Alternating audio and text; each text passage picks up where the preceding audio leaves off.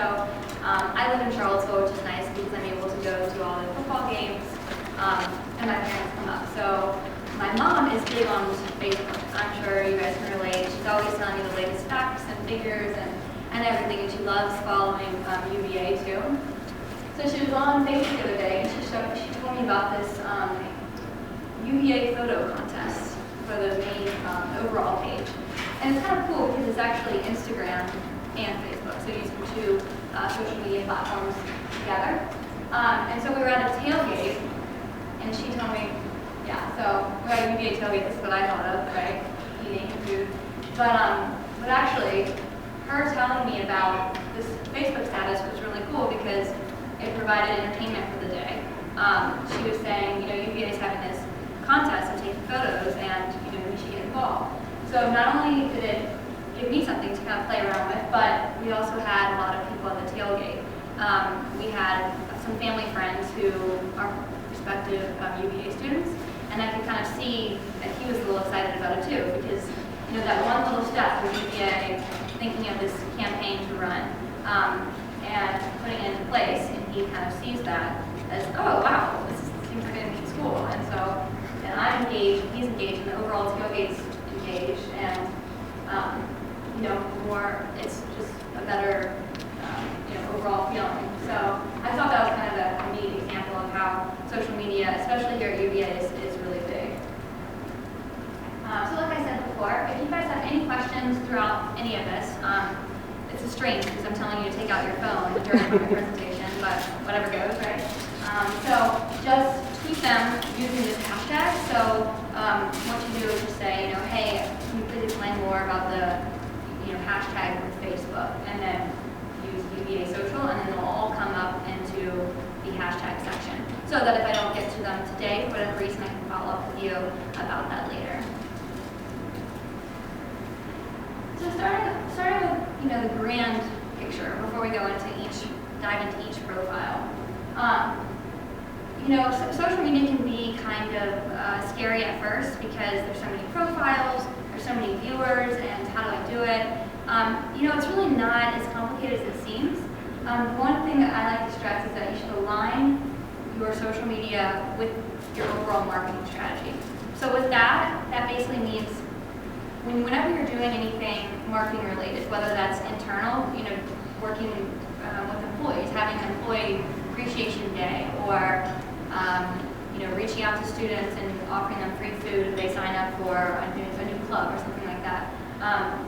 Get that on social media so that you're already doing the work. So just make sure that you put that work and showcase it, right? So that way you have more content to work with.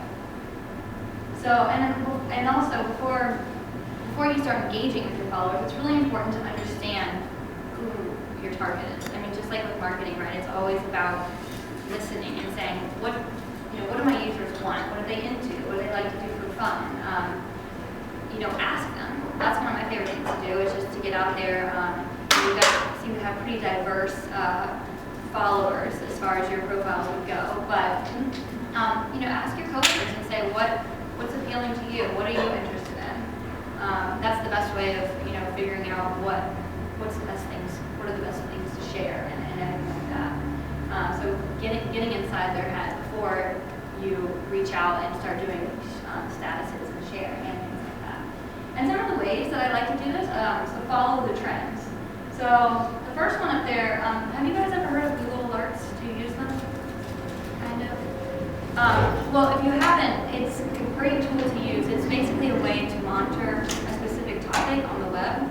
So when I was a public relations manager, I was always trying to learn about blogger outreach. So I would use Google Alert for blogger outreach. And I also use one for my name to make sure that if there's anything out there that I would know about it. So when Google finds something about that topic, it will send you an email to that article every time. So that's a great way for, say for the Darden social media presence, keeping tabs on very specific niche, business-related news. And you can also do that with Google Trends. Google Trends is another service where you can, it's more relevant, more updated news, so that you can kind of see what's going on and who's writing about what articles. And this is great for Charlottesville as well. You can see what articles are popular and area and maybe even related to education in some way. And then of course your industry leaders. So notable alumni like Tina Fey, she's someone great to interact with. I guess it depends on really what your overall strategy is, but you know, finding big leaders out there, and even big alumni who have jobs in business or marketing or whatever that might be, but just really working with them to connect them and everything. And then once you've kind of got the overall marketing strategy and you know to listen, keep your ear to the ground, you can engage. So that's the whole, what is this engage? Engage your social media, let's improve it. So what that means is going beyond just throwing information on the web. Because anyone can do that, that's not really that entertaining, I guess. So the issue with social media is that you're competing against so much every second. So it's extra important that you figure out what you want to share and really consolidate the message down. Because I've seen a lot of statuses that are a couple sentences, and that's great if it's necessary, but to be honest, most of the people that you're going to be going after are going to want shorter, more concise, statuses. So some of the ways that I think you can do that are personalizing the message. Really work to simplify these messages, personalize them. And when I say personalize, meaning that, say that you want to run a contest or something. You could say, for alumni, for you guys, if you were to create like a Facebook status along the lines of, share your favorite memory from your first year at UVA, and then hashtag, UVA alumni or something like that. Then that's getting me involved. I feel personally, I actually want to go and respond and say, hey, did you guys see this? And maybe you can create a contest. So just kind of thinking outside of the box with these campaigns, and just figuring out what you can do to engage, your followers. And I always say less is more, and that's why I have that picture of the apple right there. Because oddly enough, Apple does not really exist on social media, but I think their overall marketing strategy is brilliant, and they're on the cutting edge and simplifying and making everything beautiful. So I think that's a great model to use for social media. And I found this page actually for UVA Innovations. Does anyone here work for them?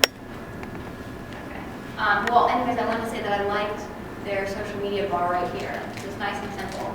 A lot of the pages I noticed had social media buttons. Sometimes they were on the bottom, and that's fine too, whatever you prefer. I like it up top because it's simple and less work, less having to scroll down and things like that. So it's important to really simplify what you're going to say and be consistent with your postings. So I've heard some of you say you're having trouble gaining followers. So really figure out what it is that sets you apart from the other profiles. Maybe Monday you have, there's an Instagram thing called, Man Crush Monday. So it's probably not very appropriate for UVA. But you could do different hashtags or events for each day. And sometimes you can't post every day, that's fine too. So just really try to create some type of blog calendar so that whoever's managing the profile knows what's going up each day, and then you can resort back to previous months to make sure you're not resharing the same articles. So just really be consistent with all of that. And then here's a little video I found about some of the do's and don'ts. That was really funny.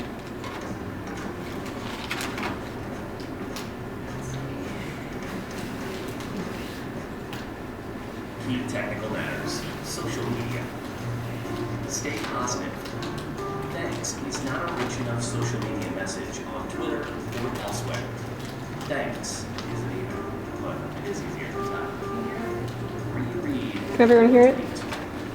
Your special social media language is the language of your audience. For instance, if you're marketing to English speakers, your special social media language would be English. Awesome is not a language. Never attempt to use slang on social media that you would not use in real life. Do not respond in an official capacity via social media while drinking. Do not respond in an unofficial capacity via social media while drinking. Still, your company's social media personality should be your company's corporate personality after exactly 1 year. If your company's annual revenue is more than $20 million, you may not abbreviate GREAT as GREAT. If your company's annual revenue is less than $20 million, you may not abbreviate GREAT as GREAT. No threats of lawsuit via social media. Like this: light, amusing, useful. Not like this: languid, ponderous, moralizing. No grammatical errors. Funny, only if you're funny.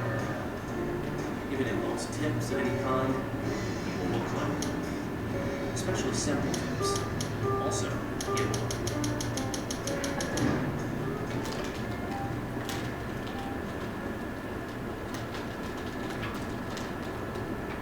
Okay.